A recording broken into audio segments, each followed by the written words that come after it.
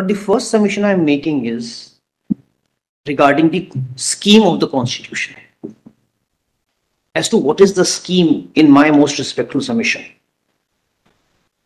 and whether the state action at all fits into that scheme. Let us see what the scheme is now. Yes, may I just formulate, my lord, and then request your lordships to. Yeah. Yes, my lord, may I do that? Lord, in my submission, my lord, 341. Indeed, the catchment point, the starting point is heterogeneous. There is no difficulty about it. It is, because when we are taking the different, when we are talking in 341, because 341, the birth takes place of the entry, because 366 definition will say as mentioned in 341. It will say that. So to say, the birth takes place of that category in 341, and in 341 we have it to say that. So we can say the birth of that category as an SC. Yes, my lord. Takes place in Article 3, where once it is incorporated in a list under Article 341. Yes, my lord. That's the birth point. And the birth point itself, I am myself emphasizing the other side point of view, that it is heterogeneous to start with. Why? Because we have ample evidence in 341(1), which says that we are talking of races, we are talking of castes, and we are talking of tribes. And we are also talking of parts within and groups within. These three categories which I just said. So it is heterogeneous, and your lordships have seen the sociological history repeatedly in the last 2 days, that their vocations are different, their family, their traditions are different. So that origin is heterogeneous. Having said that, my lord, it is heterogeneous, then twice the word deemed is used. 341 and 366(24). I'm confining myself initially to scheduled caste. Shall be deemed to be for the purposes of this constitution. I'm just still formulating my submission, and then request your lordships to see the relevant portions, my lord, with me once again, my lord. No, but we have read that now. Yes, so we'll read that. Yes, you're right. Deemed is used in 366 and 341. Twice over.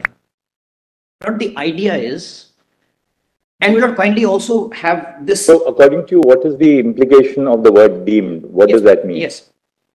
The implication of the word deemed is, we will kindly also take hand in hand 342, because then the picture will be clear in my submission.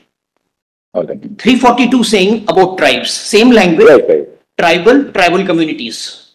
That's the only difference. When I come to 342, tribal communities, nothing more is added. All the language is parameteria. Even 2 is parameteria. Lord, what was being done at that stage, at the birth stage, 341, 342 was, in my submission, that 2 colors, so to say, were being identified.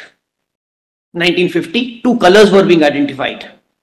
The color of scheduled caste, the color of scheduled tribe. The color of 341, the color of 342. Now they are shades. If this color is 341, the scheduled caste shade was red and this was green. If I can assume, take that example. These are all shades of red. These are all shades of green. Therefore, my lord, it explains your lordships, my lord, when your lordships put the query, how is it that occasion arose to, in yesterday's debate, that we find tribe both ways in 341, 342. How does it happen? When they were classifying, they found that these tribes are more akin to caste. More akin to caste, more akin to green. They are shades of green. So put them here. This tribe more akin to red, put them here. So the distinction between green and red, to use your simile, is not that black and white.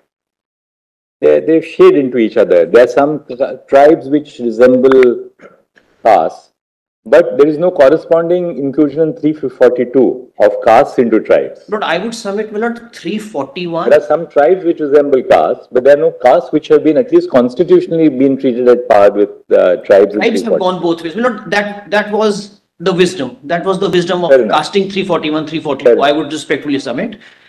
Lord, inter C, there is a difference of color in the simile that I give to your lordships, my lord. With utmost respect, my lord. Inter se 341, 342, therefore placed differently. 341, 342. But how do you make the sequitur to your argument that according to you, yes, there is, though the birthmarks are different, yes, at the point of birth, yes, before their birth. Now, when does the homogeneity, so to speak, yes, come Lord, about yes, according yes, to you? So therefore, to start with, it cannot be denied on this side, in my most respectful submission, that there was heterogeneity. Cannot be. According to you, when they are born, yes, in the list, when they are being taken up, there's a homogeneity. And my lord, it will, in very nature of things, will happen. Because we are talking of races, castes and groups and tribes. There will be heterogeneity. We are talking of different, if we are talking of caste alone, there will be heterogeneity. We are talking of three different categories here, my lord. Right, but we need not dwell on the heterogeneity because that you are accepting. Yes. When does homogeneity come? Yes, yes, Lord. Yes, Lord. Homogeneity is that acceptance of the fact that the Constitution placed them. There was an inquiry, the 341-1 inquiry by the President. The state governments were consulted. They had a say, and then in the wisdom, put in a category. That is not to assume that there will be one-to-one similarity, my lord. There won't be. On the ground, there won't be a one-to-one similarity. Because the pickup point, so to say, is different. As I submitted, there is heterogeneity there. Has to be accepted to start with. But then, the sequitur, as your lordships put the query to me, is that they are put in the same entry, and then that entry is protected by the word deemed. And twice over deemed. For the purposes of the Constitution. Whenever you are talking of scheduled caste, please treat them, or if you are talking of benefit to scheduled caste, you will treat them, they are deemed to be a class. You know, could it be, I was just reflecting on it, that what's the reason for the use of the word deemed? There is no caste in India called a scheduled caste. Let's be very clear. Yes. There is no caste either in Punjab or Maharashtra or Tamil Nadu, which is called a scheduled caste. What the Constitution does is, it deems certain castes as scheduled castes. Yes, indeed. So it puts them into an artificial mold of what the Constitution terms as scheduled castes. That's why they are saying deemed to be a scheduled caste. The Constitution is not creating a new caste. The Constitution didn't want to create a new caste called scheduled caste by putting all these castes and saying, oh, all of you are one. That would have been contrary to the sociological profile. What the Constitution intended to do is that you are all different, disparate castes all over the country. For the purpose of this Constitution, we want to put you together in this one combination called the scheduled caste, and therefore the deeming. And the deeming is because by a deeming fiction of the Constitution, they become castes. But they are called a scheduled caste. Scheduled because they are put in a schedule. So the deeming is not for any other reason, but because they are deemed to become scheduled caste. Yes, Lord. There is otherwise no caste called a scheduled caste. It couldn't have been, Lord, to further submit, Lord. It could not have been a caste. It is so debated in Thomas, so said so in Thomas in so many words. If your lordship will permit me, I'll show that. No, because even tribes become a caste. How can a tribe become a caste? That's what it said. How can a part of a group of a caste? Yes. For instance, you say that only this tribe in Gadchiroli, in Maharashtra, will be deemed to be a scheduled caste. A scheduled tribe. It can't be. Normally, if you are a tribe, irrespective of where you are found in the state, you are a scheduled tribe. The Constitution created this fiction. Yes. That the Constitution makers can say that if you are originating in this particular district of the state, yes, then you will be deemed to be a scheduled caste. So, the reason for that deeming thing is really this, not to bring about a homogeneity, but to indicate that Homogeneity is another part of it, but I'll elaborate on that.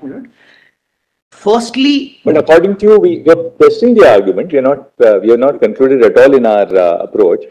But what you are saying is that once, though there was a pre-existing heterogeneity, yes, my lord.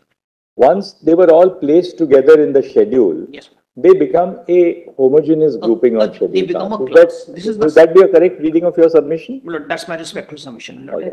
They are placed. Lord, kindly also see those who are placed in 341 or 342, they are not being treated differently. In the presidential order itself, very significant, not in my most respectful submission. They are not being treated differently. Why? Because as a sequitur to what we just... What is the purpose of the presidential order? Identification, Lord. You hit the nail on the head. So the purpose of the presidential order is confined to identification and identification alone. Yes, Lord. And identification is complete in my most respectful submission in 341-42. There is no endeavor for anybody to enter in the temple of 341, 342. Except the parliament. Except the parliament. Absolutely. That is in the second part. I was wanting to say 341-1. I stand corrected, my lord. 341-1, there is no entry for anybody else. The law is well settled that there can't be tinkering with the entries in 341 in the presidential order. You can't add even commas. Yes. Yeah. Specifically, you can't go to synonymity. yes, my lord. As my lord is observing, lord, specifically said so in 341-2 that even the author, namely the president, will not vary by a subsequent notification. Now we've understood understood your point on 341. Yes, ma'am. And I mean, rest assured that it's not a point which can be rejected out of hand. 5 of our colleagues have accepted that point in 2005.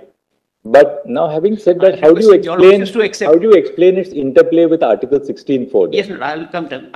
So this first part is over. First submission is over. No, Lord, no. So your argument appears that there is only heterogeneousness at the point of entry. Yes, Lord. Once they enter that class, yes, Lord. then it forms a homogeneous class. Yes. And no differential treatment is permissible amongst them. Yes, Lord. And Lord, on ground, when we see the presidential order, the implementation thereof in the 1950 order, we find entries and entries and entries and no interstate difference between them to be treated alike. But what it looks like is, if I can further take the point, Lord, that there was a threshold acceptance. It can't be, when I'm talking of races, castes and tribes and groups within and parts thereof, and even your lordships have said it can be from a part of the country, a part of the state.